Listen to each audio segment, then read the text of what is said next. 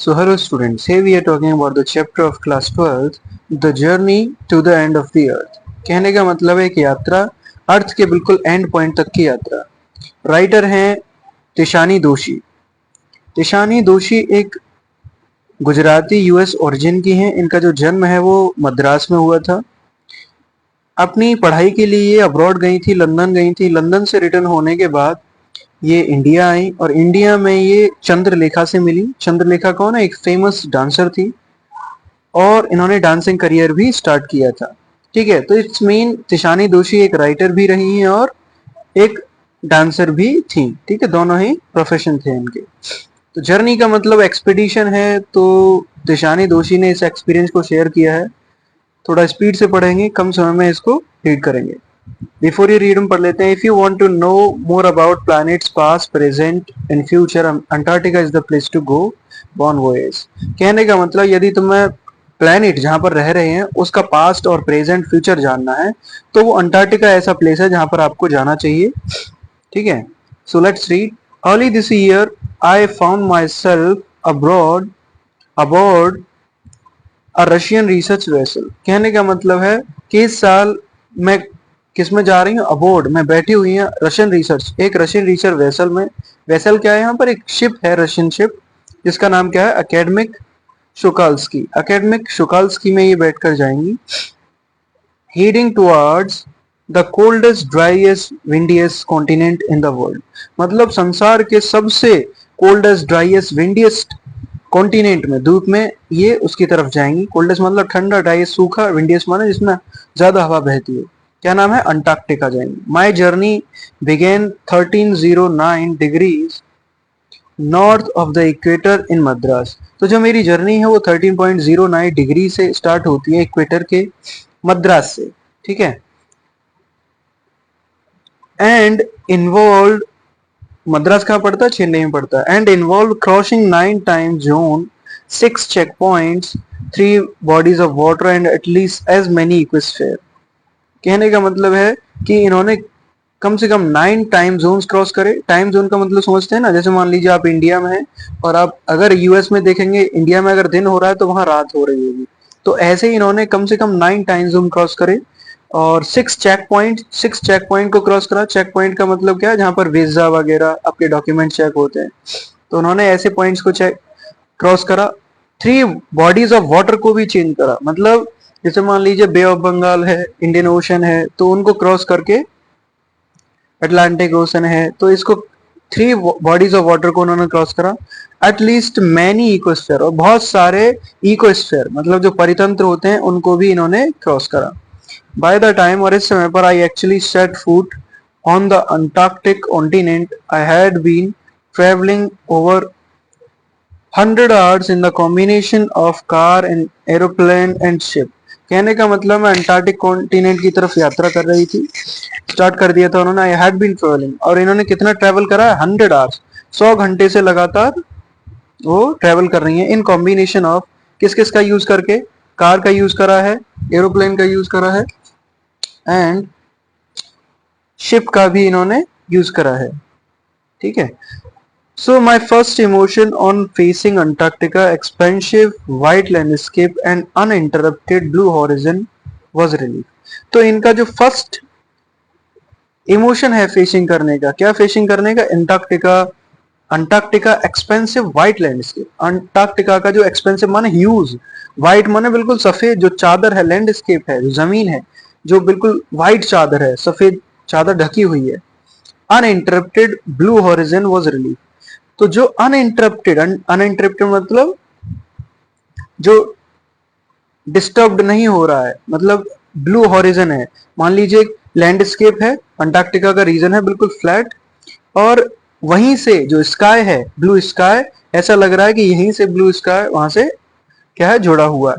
तो वो उनके लिए बड़ा ही रिलीफ देता है, बड़ी आराम, बड़ा ही इन्हें देख के क्या लगता है? बड़ा आनंद लगता है, आराम मिलता है कि देखो कि ये जो अंटार्कटिका है, शायद अंटार्कटिका ही ऐसा प्लेस है जहां से ये ब्लू हॉरिजन, आपने देखा होगा स्काई का मॉर्निंग और इवनिंग में ब्लू जो कलर हो जाता है, तो वही बता रही है कि ब्लू हॉरिजन जो है ना वो बड़ा ऐसा लग रहा है जैसे इसी से जुड़ा हो। followed up with an immediate and profound wonder. और इसको देखते हुए क्या हो जाता है, जैसे इनको आनंद मिलता है, आराम मिलता है, रिलीफ मिलता है, प्रोफाउंड वंडर करने लग जाती हैं। प्रोफाउंड माने डीप आश्चर्य करने लग जाती हैं, थिंक करने लग जाती हैं, जो इनको थिंक करने पर मजबूर करता है। Wonder at its immensity, it's isolation. और वंडर भी किसका, आश्चर्यचकित होना किस बात का, इसकी इमेंसिटी का, इतना फैलाव है, और इसके आइसोलेशन का, ये अकेला क्या है, अकेला कॉन्टिनेंट है। But mainly at how there could ever have been a time when India and Antarctica were part of the same landmass. कि ये तब एक ऐसा समय भी होगा जब इंडिया और अंटार्कटिका एक ही लैंडमास के पार्ट होंगे, एक ही लैंडमास के पार्ट होंगे। कहने का मतलब है एक समय था जब गोंडवाना लैंड और डिडवाना लैंड सेम हुआ करते थे, जब कंट्रीज बटे हुए नहीं थे, जब कंट्रीज डिस्पर्स्ड नहीं थे, तब की बात करी जा रही है। तो हिस्ट्री दिशानी दोषी इसकी हिस्ट्री बता रही है। पार्ट ऑफ द हिस्ट्री क्या है, 650 मिलियन ईयर्स अगो। कहने का मतलब 650 मिलियन ईयर्स अगो। मिलियन कितना होता है, 1 मिलियन में होता है 10 लाख। तो 650 मिलियन ईयर्स अगो, सालों पहले, a giant amalgamated southern super continent Gondwana. कहने का मतलब है, बोला जा रहा है एक बड़ा विशाल giant amalgamated southern super continent. अमालगमेटेड का मतलब है उससे जॉइंट, साउदर्न सुपर कॉन्टिनेंट मतलब अंटार्कटिका की बात करी जा रही है। गोंडवाना, जिसका नाम क्या है, गोंडवाना, डिड इंडीड एग्जिस्ट, वो यहाँ पर एग्जिस्ट करता था जहां पर अंटार्कटिका है। सेंटर्ड रफली around the present day, centred रफली around the present day Antarctica, मतलब जो गोंडवाना लैंड था वो वहीं पर था जहां पर ये अंटार्कटिका प्रेजेंट है। Things were quite different then, मतलब जब जो चीजें थी वो कैसी थी, डिफरेंट थी, भिन्न थी। Humans hadn't arrived on the global scene, यहाँ पर जमीन पर जब मनुष्य का जन्म नहीं हुआ था। And the climate was much warmer, और जो क्लाइमेट हुआ करती थी वो कैसी हुआ करती थी, बहुत ही बहुत गर्म हुआ करती थी। Hosting a huge variety of flora and fauna, और इसमें बहुत सारे भिन्न भिन्न तरीके के फ्लोरा थे, मतलब प्लांट्स थे, एंड फोना मतलब बहुत तरह की स्पीसीज के एनिमल्स थे।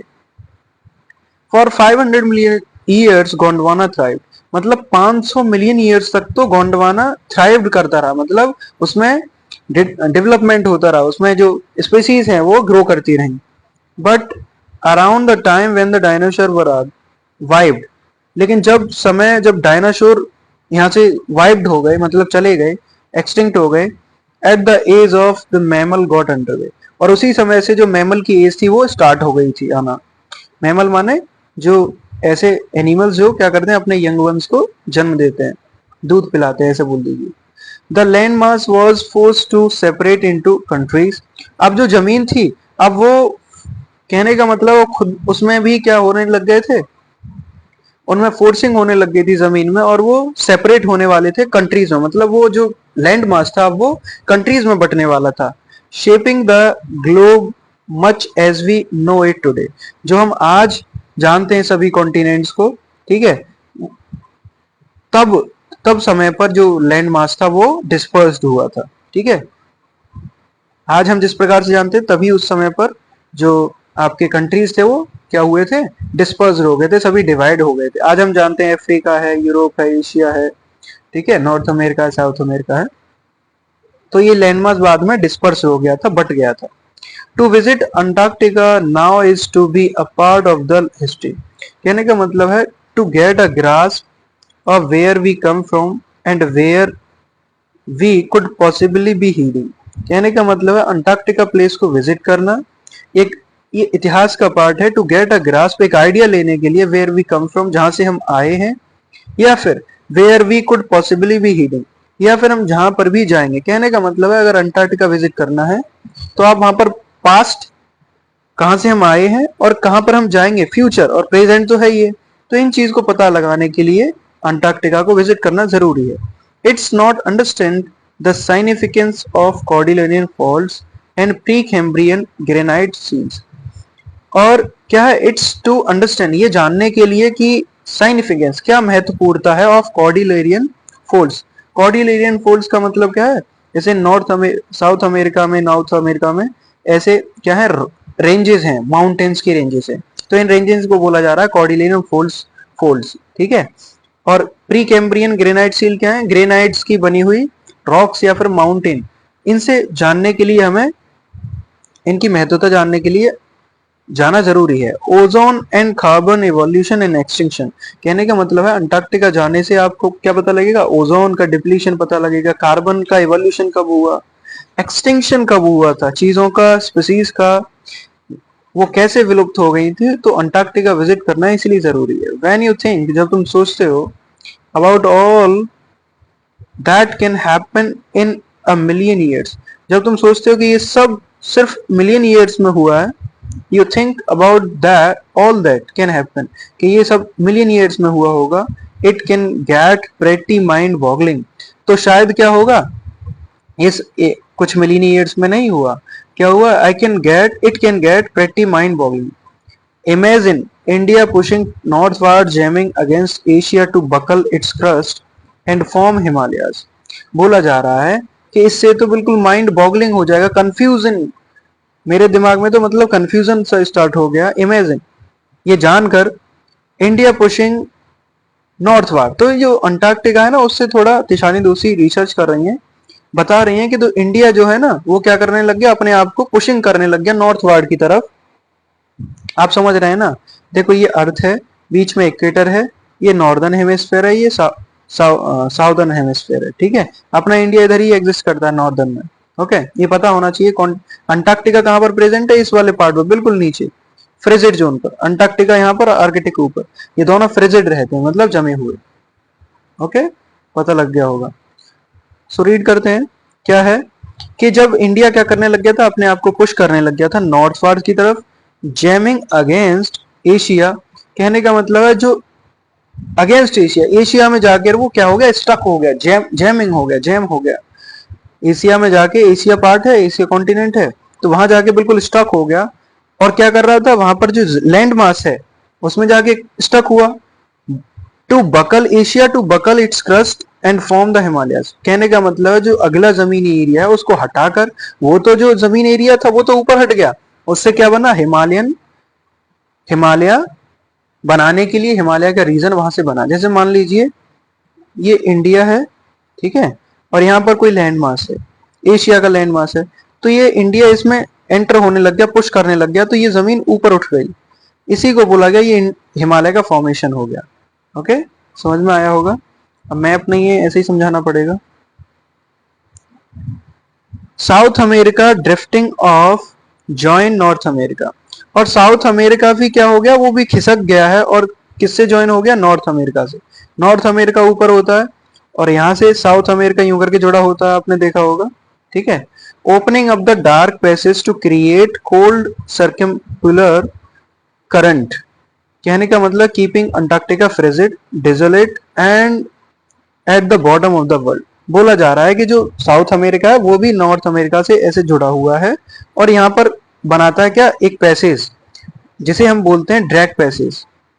आपने देखा होगा पूरा ही अर्थ ऐसे है, यहाँ पर नॉर्थ अमेरिका, साउथ अमेरिका है, यहाँ पर अफ्रीका पड़ जाता है इस वाले रीजन में, ऊपर यूरोप पड़ जाता है।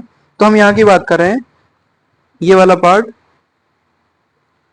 तो यहाँ पर जब नॉर्थ अमेरिका से साउथ अमेरिका जुड़ा हुआ है, तो यहाँ पर कुछ स्पेस बचा होता है, इसको बोला जाएगा ड्रैग पैसेज। और ड्रैग पैसेज के नीचे तुरंत अंटार्कटिका होता है यहाँ पर, ठीक है। तो बोला जा रहा है यहां से निकलने वाले जो कोल्ड सर्कम्पोलर करंट है, करंट का मतलब यहाँ पर 3 वाटर बॉडीज मिलती हैं, कौन कौन सी, एक आपका अंटार्कटिका ओशन मिलता है, पैसिफिक ओशन मिलता है, और इंडियन ओशन भी मिलता है। तो इनको बोलते हैं मिला के कोल्ड सर्कम्पोलर करंट, जो क्या करता है, अंटार्कटिका को बिल्कुल जमाए रखता है, डेजोलेट अकेला रखता है, and at the bottom of the world, संसार के बिल्कुल बॉटम पर, तल पर रखता है। आई बात समझ में। For a sun worshipping South Indian like myself, 2 weeks in a place where 90% of the Earth's total ice volumes are stored is a chilling prospect.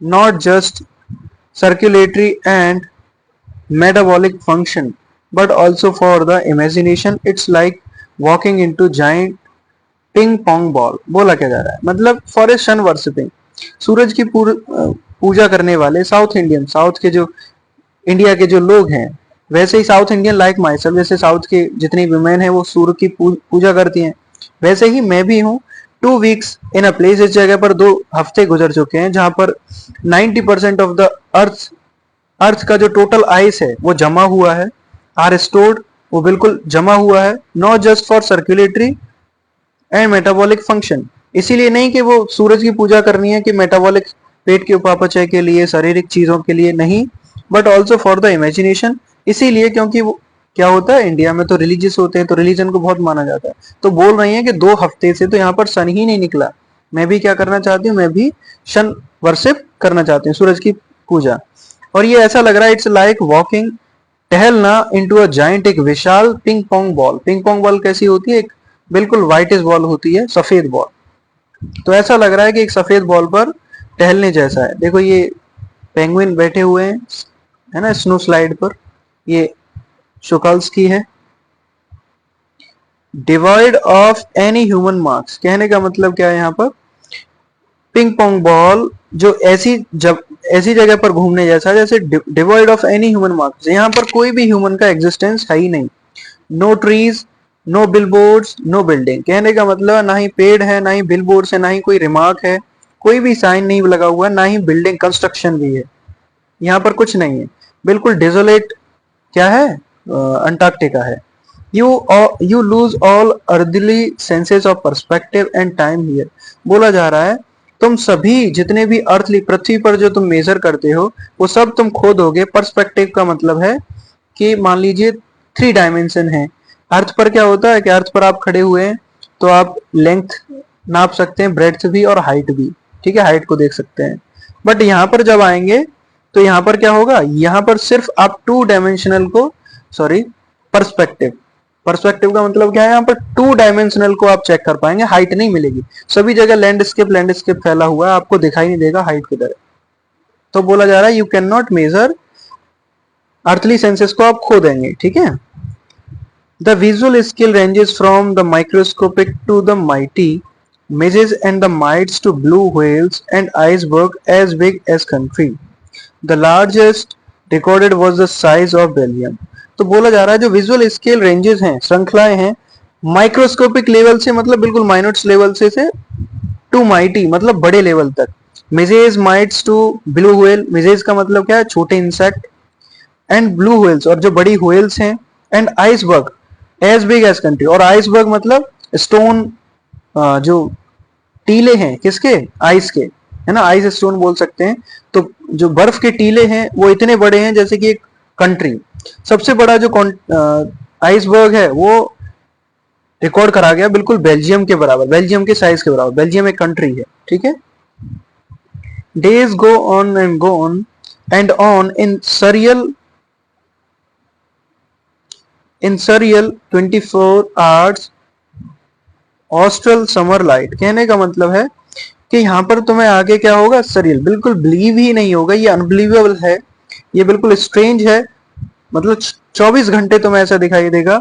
ऑस्ट्रल summer light, ऑस्ट्रल का मतलब है साउदर्न हेमिस्फेयर से रिलेटेड, मतलब अंटार्कटिका की जो summer light है वो ऐसा ही एक ही जैसा दिखाई दे रहा है, एंड ए ऑबिक्यूअस साइलेंस, और बिल्कुल ऑबिक्यूअस साइलेंस दिखाई दे रही है, यहाँ पर बिल्कुल शांत माहौल है, यहाँ पर बहुत ज्यादा शांति है। Uninterrupted only by the occasional avalanche और केल्विंग आइस शीट, कहने का मतलब है जहाँ की जो शांति है वो शांति सिर्फ तभी इंटरप्ट होती है, तभी डिस्टर्ब होती है जब कोई एवालैंक हो जाता है, एवालैंक का मतलब जब कोई स्नो स्लाइड गिर जाती है, ठीक है, और जब कोई केल्विंग आइस शीट मतलब जो बर्फ की चादर है वो ढह जाती है, तभी यहाँ पर आपको जो शांति है वो अवरुद्ध होने को मिलेगी, तभी डिस्टर्ब होती है, अदरवाइज यहाँ पर बहुत शांति है। और इससे क्या है, ये जो प्लेस है अंटार्कटिक, यहाँ पर पूरा ही ये ब्लेस्ड पूरा अंटार्कटिक रीजन है वो पूरा कैसा है, ब्लेस्ड है, यहाँ पर बहुत ज्यादा शांति आपको देखने को मिलेगी, ओके। तो कहने का मतलब है कि तिशानी दोषी समझा रही है कि ये जो पूरा एरिया है 24 आवर्स में आपको एक जैसा दिखाई देगा, और यहाँ की जो ऑबिक्यूअस साइलेंस है, ऑबिक्यूअस साइलेंस का मतलब तुम्हें ऐसा लगेगा, आप ऐसा हर एक जगह देखोगे, ऑबिक्यूअस का मतलब हर एक जगह आपको फील होगा कि सभी जगह शांति है, और ये शांति कब इंटरप्ट होती है, जब कोई एवालैंक गिर जाता है, जब कोई स्नो स्नो का टीला गिर जाता है, जब कोई आइस ढह जाती है, आइस का जो शीट है वो ढह जाता है, और ये पूरा ही प्लेस इससे क्या है, ब्लेस्ड है, सभी जगह शांति फैली हुई है यहाँ पर। It's an immersion that will force you to place yourself in the context of earth geological history and for humans the prognosis isn't good. तो बोला जा रहा है कि इट्स एन इमर्शन, ये एक प्रकार का क्या है, इमर्शन है, जैसे इसमें बिल्कुल ढल जाना जैसा है। मैं तो इसमें क्या हो गई हूँ, ढल गई हूँ, मैं बिल्कुल इमर्ज हो गई हूँ इसके अंदर।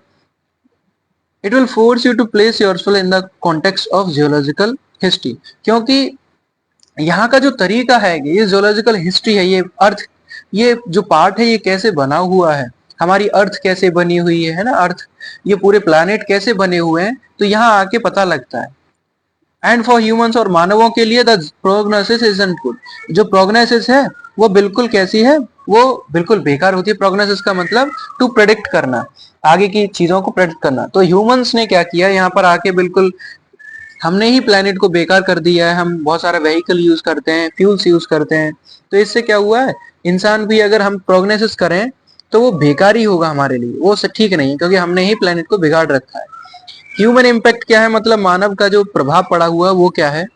Human civilisation have been around for a paltry 12,000 years, barely a few seconds on the geological clock। बोला क्या जा रहा है कि ह्यूमन का सिविलाइजेशन जब हुआ, वो बिल्कुल पोल्ट्री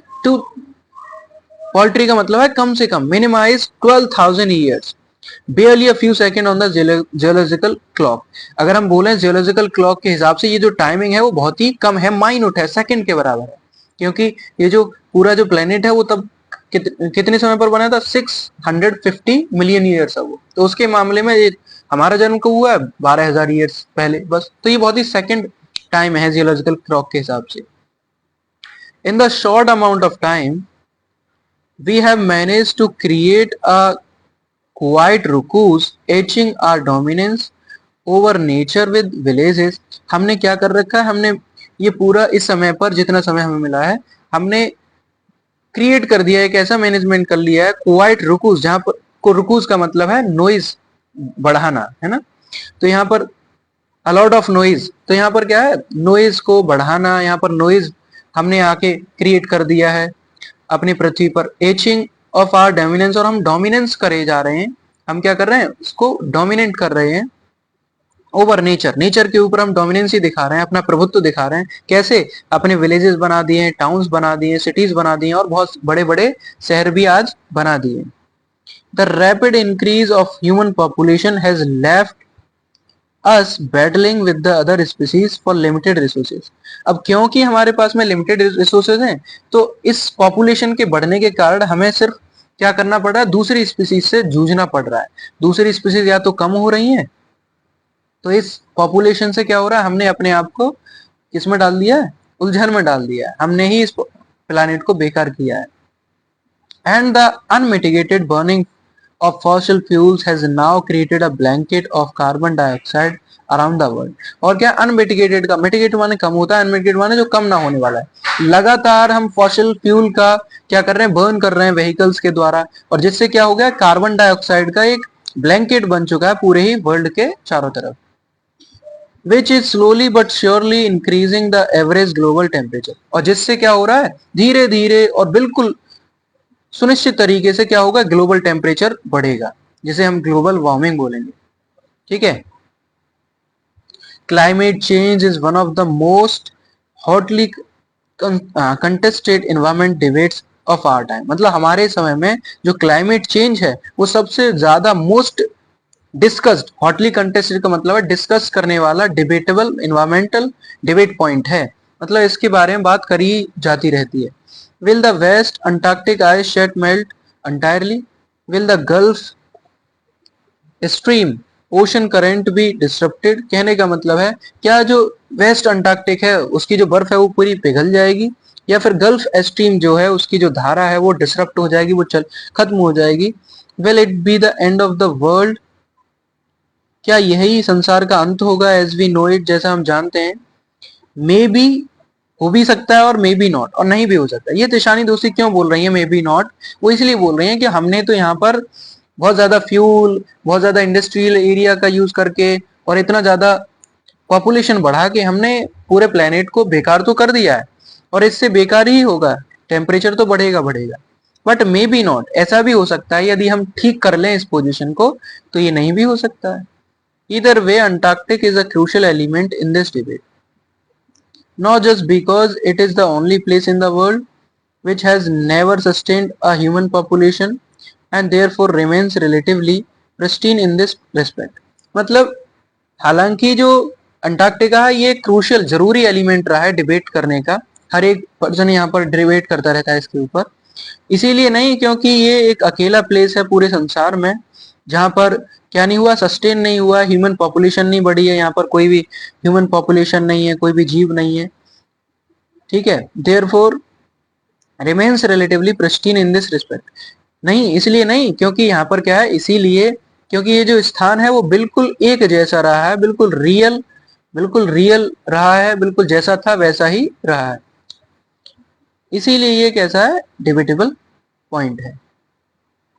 बट मोर इम्पोर्टेंटली, लेकिन सबसे ज्यादा महत्वपूर्ण, because it holds N it's ice course half million years old carbon record stepped in its year, इसीलिए नहीं क्योंकि ये सस्टेन नहीं हो पाया है, यहाँ पर ह्यूमन पॉपुलेशन नहीं हो पाई है, या फिर ये जो जैसा था वैसा ही रहा है, बल्कि इसीलिए महत्वपूर्ण है क्योंकि इसके बर्फ के अंदर, आइस कोर्स के अंदर half million years old carbon records, मतलब बोले तो आधे मिलियन ईयर्स ओल्ड पुराने कार्बन रिकॉर्ड्स इसके लेयर्स के, बर्फ के लेयर्स के अंदर छिपे हुए हैं। अगर कोई जाए तो यहाँ पर स्टडी कर सकता है। तो बोला क्या जा रहा है, if we want to study examine the earth past, यदि हम अर्थ के भूतकाल का स्टडी करना चाहें, एग्जामाइन करना चाहें, या फिर प्रेजेंट पता करना चाहें और फ्यूचर में क्या होने वाला है, Antarctic is the best place to go. तो अंटार्कटिक ही ऐसा प्लेस है जहां पर हम जा सकते हैं, ऐसा प्लेस है, ठीक है, जहां पर हम स्टडी कर सकते हैं। Students on ice, student on ice एक प्रोग्राम है जो जे ऑफ ग्रीन नाम के पर्सन ने चलाया था। The programme I was working with on Sokolski, ये जो प्रोग्राम था जहां पर मैं काम कर रही थी सोकल्स्की, ये भी उन्हीं के साथ में, उन पर्सन के साथ में, यहाँ पर स्टूडेंट्स गए हैं। स्टूडेंट ऑन आइस एक प्रोग्राम है, aims to do exactly this by taking high school students on the ends of the world and providing them with the inspiring educational opportunities which will help them foster a new understanding and respect for our planet।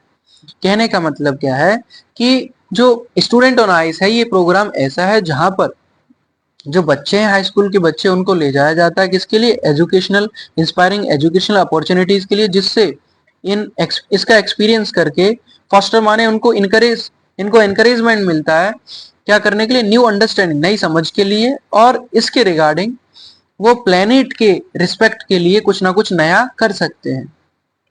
जो new generation है इसके लिए जो green JF है वो एक opportunity दे रहे हैं, ग्रीन हाई स्कूल के जो टीनेजर्स हैं, स्टूडेंट्स हैं, उनके लिए विश्व के बिल्कुल एंड पर जाने के लिए और उन्हें एक इंस्पायरेशन, नॉलेज देने के लिए, अपॉर्चुनिटी देने के लिए, जिससे कि वो क्या कर पाए, अपने इस प्लानेट के लिए एक नई समझ के साथ कोई सॉल्यूशन निकाल पाए। It's been an operation for 6 years now, मतलब ये जो ऑपरेशन है वो लगभग 6 साल हो गए हैं इसको, headed by Canadian Jeff Green, जो किसके द्वारा, एक पर्सन है कनाडा के जे ऑफ ग्रीन के द्वारा चलाया गया था। Who got tired of carting celebrities and retired rich curiosity seekers who could only give back in a limited way। कहने का मतलब है एक समय पर इन्होंने, एक समय पर और ये प्रोग्राम चलाया था सेलिब्रिटीज के साथ में, और जो रिच लोग होते थे उनके साथ में उनको ये भेजते थे इस अंटार्कटिक प्लेस पर, जो curiosity seekers who could only give back in the limited way, जो सिर्फ कम ही तरीके से, लिमिटेड वे तरीके से इसकी चीजों को देख पाते हैं, वो तो खाली इंजॉय करेंगे, सेलिब्रिटीज हैं।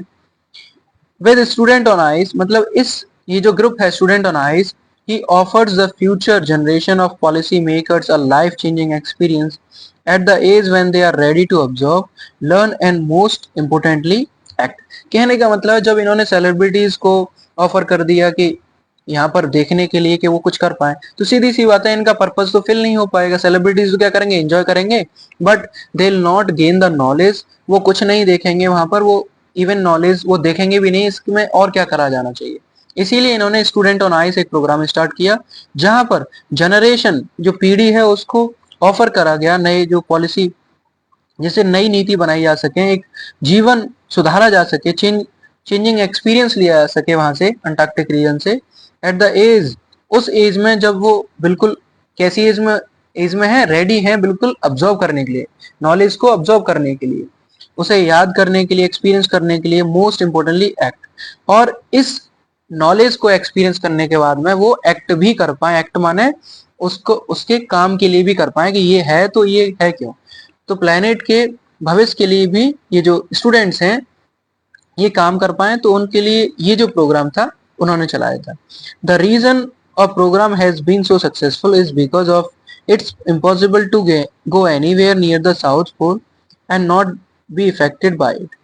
तो बोला क्या जा रहा है कि ये जो प्रोग्राम है और इसकी सफलता का कारण क्या है, ये जो सफल हो पाया है ये इसलिए नहीं क्योंकि it's impossible, is successful, so successful is because, ये क्योंकि ये इसीलिए सक्सेसफुल हो पाया है क्योंकि इट्स इम्पॉसिबल, ये बिल्कुल असंभव था, टू गो एनीवेयर, कहीं पर भी जाना साउथ पोल के पास में, and not be affected by it, और इससे प्रभाव भी नहीं होना, प्रभावित नहीं होना, ये बहुत ही इम्पॉसिबल था। It's easy to blaze about the polar ice caps melting while sitting on the comfort zone of our respective latitude and longitude। बोला जा रहा है हम अपने कंफर्ट जोन के लॉन्गिट्यूड और लैटिट्यूड में बैठकर हम आराम से क्या कर सकते हैं, ब्लेज कर सकते हैं। ब्लेज का मतलब क्या है, इंडिफरेंट होना, किसी से भी कोई मतलब ना रखना है, इंडिफरेंट होना। हमें नहीं मतलब कि अंटार्कटिक में जो पोलर आइस कैप्स है वो क्यों मेल्ट हो रहे हैं, तो हम एक जगह कंफर्ट जोन में बैठ के, मतलब तिशानी दोषी बोल रही हैं उन लोगों को जो कंफर्ट जोन में बैठे हुए हैं, उनके लिए बिल्कुल ब्लेज जैसा है, वो तो इंडिफरेंट है, उन्हें कोई मतलब नहीं है इससे। But when you can visibly see glacier retreating and ice shelves collapsing, you begin to realize that the threat of global warming is very real। तो वो बोल रहे हैं, तिशानी दोषी बोल रहे हैं, जब तुम बिल्कुल अपनी आंखों से देख लोगे ग्लेशियर के रिट्रीटिंग को, पीछे गिरने को, आइस शेल्फ्स को कोलैप्स देखोगे, तुम जो बर्फ की चादरों को ढहने का देखोगे, तुम वो ढह रही हैं, तुम तो क्या होगा, तो तुम रियलाइज करोगे कि जो थ्रेट है किसका, ग्लोबल वार्मिंग का, वो सच है, बिल्कुल सच है। ग्लोबल वार्मिंग का मतलब टेम्परेचर का राइज होना। देखो ये पेंगुइन है, ये आइस शेल्फ के ऊपर धूप सेक रही है, ठीक है। Antarctica, because of her simple ecosystem and lack of biodiversity, is the perfect place to study how little changes in the environment can have big repercussion। तो बोला जा रहा है कि अंटार्कटिका जहां पर बिल्कुल साधारण इकोसिस्टम है और बायोडाइवर्सिटी भी कम है, वो एक अच्छा प्लेस है पढ़ाई करने के लिए, जहां पर एक छोटा सा चेंज भी, एनवायरमेंट में छोटा सा चेंज भी क्या हो सकता है, एक बिग रिपरक्यूजन हो सकता है, एक बड़ा रिजल्ट हो सकता है। मतलब छोटी चीज बिल्कुल बड़ी चीज दिखाई देगी अगर तुम अंटार्कटिक रीजन में हो तो। टेक द माइक्रोस्कोपिक फाइटोप्लैंक्टन, जैसे कि हम छोटे माइक्रोस्कोपिक फाइटोप्लैंक्टन ले लेते हैं। फाइटोप्लैंक्टन क्या होते हैं, जो वाटर में एल्गी के ऊपर छोटे छोटे वाटर ऑर्गेनिज्म बन जाते हैं, स्पीसीज आ जाती हैं, ग्रो कर जाती हैं। दोज ग्रासेस ऑफ द सी, और ये जो ग्रासेस हैं सी की, समुद्र की, that nourish and the sustain entire southern oceans food chain, जो क्या करती हैं, पूरे साउदर्न ओशन फूड चेन को सस्टेन और नरिश करती हैं, पोषण देते हैं। कौन है ये, फाइटोप्लैंक्टन। फाइटोप्लैंक्टन क्या है, ऐसे ऑर्गेनिज्म जो बहुत ही माइक्रोस्कोपिक होते हैं। These single cell plants use the sun's energy, assimilate carbon synthesis and organic compound that wondrous most important of the process called photosynthesis। तो ये जो कौन है, ये जो फाइटोप्लैंक्टन्स हैं, ये क्या क्या है, ये सिंगल सेल्ड ऑर्गेनिज्म है जो क्या करते हैं, सन की एनर्जी को अब्जॉर्व करते हैं, उसको कंबाइन करते हैं और ऑर्गेनिक मॉलिक्यूल को भी कंबाइन करते हैं। और ये बिल्कुल सोचने वाली बात है, मोस्ट इंपोर्टेंटली इसको, इस प्रोसेस को क्या बोलते हैं, जहां पर ये जो फाइटोप्लैंक्टन है सन की एनर्जी लेते हैं जिससे, और उसके बाद में कार्बन सोर्स को गैदर करते हैं, इसको फोटोसिंथेसिस बोलते हैं। जिससे पूरा फूड चेन चल पाता है। फाइटोप्लैंक्टन ये काम करते हैं। Scientist warn that the further depletion in ozone layer will affect the activities of phytoplankton. बोला जा रहा है कि साइंटिस्ट ने पहले ही चुनौती दी है, उन्होंने वार्न किया है, सचेत किया है कि ओजोन की लेयर का डिप्लीशन जो है, क्षरण होना, वो फाइटोप्लैंक्टन के एक्टिविटीज पर भी प्रभाव डालेगा। अगर फाइटोप्लैंक्टन के पर अगर प्रभाव डाला तो सीधी सी बात है, अंटार्कटिक में जो भी बायोडाइवर्सिटी है, जो भी मरीन बायोडाइवर्सिटी है, वो भी बिगड़ेगी, which in turn will affect the lives of all marine animals and birds of the region and global carbon cycle। अगर ऐसा हुआ तो क्या होगा कि जो कार्बन साइकिल है, पूरा ग्लोबल कार्बन साइकिल है अंटार्कटिका का, और बर्ड्स का जो पूरा क्षेत्र है, और जो पानी में रहने वाले जानवर हैं, उनका भी जो जीवन है वो भी खतरे में पड़ जाएगा। In the parable of phytoplankton, parable होता है a short story, a moral of the short story. Moral मतलब एक कोई मेन पॉइंट, नैतिक, ठीक है। फाइटोप्लैंक्टन की जो स्टोरी है, इसका जो मेन पॉइंट है, जो इसका मोरल है, वो क्या है? There is a great metaphor of existence. इनकी एग्जिस्टेंस का एक बहुत बड़ा मेटाफर है। क्यों? यदि हम क्या करें, take care of small things, हम छोटी चीजों का अगर परवाह करने लग जाएं, the big things will fall into place, तो जो बड़ी चीजें हैं वो अपने आप ही ठीक हो जाएंगी। तो अगर हम फाइटोप्लैंक्टन का टेक केयर करना स्टार्ट कर दें तो मरीन एनिमल्स तो अपने आप ठीक हो जाएंगे। Walk on the ocean, ocean पर कैसे वॉक करा जाता है, देखो यहाँ पर तिशानी दोषी अपना एक्सपीरियंस बता रही हैं। माई Antarctic experience was full of epiphanies, but the best occurred just short of the Antarctic Circle at 65.55 degree south. कहने का मतलब है, हालांकि जो मेरा जो एक्सपीरियंस था वो कैसा था, फुल ऑफ सच एपिफेंसेस, बड़े एंजॉय के साथ में था, लेकिन सबसे बेस्ट जो स्ट्रेंज मूवमेंट हुआ वो कौन सा था? अंटार्कटिक सर्किल पर 65.55 डिग्री साउथ पर मुझे सबसे अच्छा ये महसूस हुआ कि ये सबसे महत्वपूर्ण मूवमेंट था। द सुकेल्स्की हैड मैनेज, क्या था वो? had managed to wedge herself into a thick white stretch of ice between Peninsula and Tadpole Island। क्या हुआ कि सुकाल्स की जो शिप थी वो क्या हो गई? वो स्ट्रक हो गई किसके बीच में? पेनिनसुला और टेडपोल आइलैंड के बिल्कुल बीच में फंस गई। Which was preventing us from the going further. और ये जो दोनों आइलैंड है, ये जो दो पेनिनसुला आपका जो स्नो स्टोन है और टेडपोल आइलैंड है, इसमें जो सोकाल्स की है वो फंस गई है, और वो आगे नहीं, जो ये दोनों पार्ट हैं वो आगे नहीं जाना चाहते। कहने का मतलब है वो हमें रोक रही, प्रिवेंटिंग मतलब है ये दोनों पार्ट हमें रोक रहे हैं आगे जाने से। The captain decided we were going to turn around and head back to north. कहने का मतलब है जो कैप्टन है वो निर्णय लेता है कि हम पीछे मुड़ेंगे और नॉर्थ की तरफ जाएंगे। बट बिफोर वी डिड, इससे पहले हम जाते, we were instructed to climb down the gangplank and walk on the ocean. हमें इंस्ट्रक्ट करा गया, हमें बोला गया कि हम क्या करेंगे, नीचे उतरेंगे बाय द गैंगप्लैंक। गैंगप्लैंक का मतलब क्या है? शिप का ऐसा स्थान, वुडन प्लेस जहां से चढ़ते और उतरते हैं। तो वहां से उतरे क्या करने के लिए? ओशन पर हम क्या करेंगे? वॉक करेंगे। तो जो ग्रीन जेऑफ है, जेऑफ ग्रीन है, उन्होंने बोला कि चलो हम तुम्हें क्या कराते हैं? ओशन पर वॉक कराते हैं। So there we were all 52 of us. हम वहां पर कितने लोग थे? 52 लोग थे। किटेड आउट, हमने वो सामान ले लिया जो चाहिए होता है किसके लिए? वॉक करने के लिए। इन गोटेक्स एंड ग्लेयर्स, हमें वो चश्मा मिल गया, और गोटेक्स का मतलब ब्रीदिंग इक्विपमेंट भी मिल गए सांस लेने के लिए। Walking on the stark's whiteness that seem to spread out for ever. इस सफेद चादर पर जो बिल्कुल चारों तरफ फैली हुई है, ठीक है, अंडरनीथ आवर फीट, और जहां पर हम underneath our feet was metre thick ice pack. और जब हम चल रहे थे तो हमारे जो पैर के लगभग 1 फीट नीचे बर्फ की चादर ढकी हुई थी, 1 मीटर नीचे। एंड अंडरनीथ दैट, और उसके नीचे 180 metre of living breathing salt water. लगभग यहाँ पर जो 180 मीटर सॉल्ट वाटर था, जहां पर लिविंग ऑर्गेनिज्म भी मतलब महसूस किए जा रहे थे, उनके पैरों से वो टच हो रहे थे। उन्होंने महसूस किया। In the periphery crab eater seals were stretching in the sunning themselves on the ice floes, much likely to stray dogs will do under the shade of the banyan tree। तो बोला जा रहा है कि इस बर्फ की पेरीफेरी पर, अंटार्कटिका की पेरीफेरी पर जो क्रैब ईटर हैं, सील्स हैं, वो क्या कर रही हैं, उस स्ट्रेचिंग कर रही हैं, धूप ले रही हैं। कहां पर? सेल जो आइस आइस की जो सेल्स हैं, आइस की जो परत है, उस पर बैठकर वो क्या कर रही हैं, धूप ले रही हैं। पीछे देखा था ना आपने, जैसे मानो कि हमारे तरफ, हमारा जो एरिया है इंडिया में, जो स्ट्रे डॉग्स हैं, गली के कुत्ते जो होते हैं, वो बनियान ट्री के बिल्कुल नीचे बैठ जाते हैं धूप से बचने के लिए। It was nothing short of revelation, everything does Indeed connect. ये बिल्कुल ऐसा नहीं था कि ये पूरा शॉर्ट ऑफ रेवेलेशन था, ये बिल्कुल हर एक चीज एक दूसरे से कनेक्ट थी। एवरीथिंग डज इंडीड कनेक्ट, एक दूसरे से कनेक्ट थी, इसका अनुभव किया गया।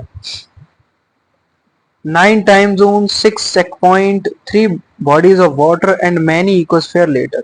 कहने का मतलब 9 टाइम जोन्स को क्रॉस करके, 6 चेक पॉइंट को क्रॉस करके और 3 बॉडीज ऑफ वाटर को क्रॉस करके और मैनी इकोस्फेयर को क्रॉस करके, इसके बाद I was still wondering about the beauty of balance in a play of our planet. मैं ये अब सोच रही थी कि हमारा जो प्लेनेट है वो इस ब्यूटी को, इस सुंदरता को कैसे बैलेंस किए हुए है। How would it be Antarctica were to be become the warm place. और ये कैसा होगा कि अंटार्कटिका फिर से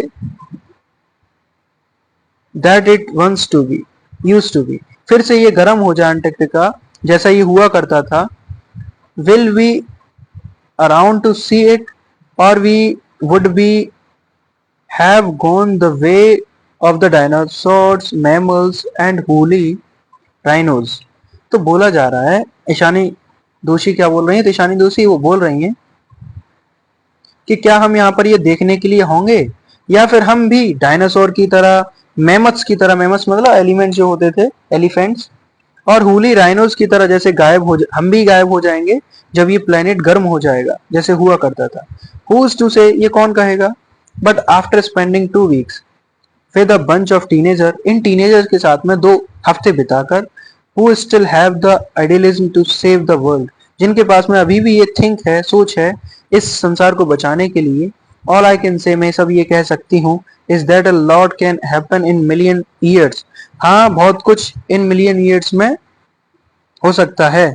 but what a difference a day makes, लेकिन मतलब इन सालों में जो भी है, जो भी हो सकता है, मान लो कि ग्लोबल चेंज आ सकता है, ग्लोबल वार्मिंग हो जाए, but what a difference a day makes, यदि ये भी तो हो सकता है कि हम एक दिन कुछ ऐसा पड़ाव लाएं जिससे क्या हो, हम चीजों को सुधार सकें। तो एक दिन भी बदलाव ला सकता है यदि हम उसको रिप्रूव, इससे गेट रेड कर पाए। इस जो ग्लोबल वार्मिंग हो रहा है, जो टेम्परेचर बढ़ने वाला है, इसमें अगर हम अपनी चीजों को बदलना स्टार्ट कर दें, हम जो कार्बन डाइऑक्साइड का एमिशन है वो कम करना स्टार्ट कर दें, हम CFC को कम कर दें, हम फ्यूल का बर्निंग कम कर दें, तो शायद ये जो ग्लोबल वार्मिंग है वो रुक जाए। वो एक दिन भी बहुत हमारे लिए काफी होगा। Okay, it was your chapter. यदि आपको समझ में नहीं आया, you need to watch this video again. Okay, thank you.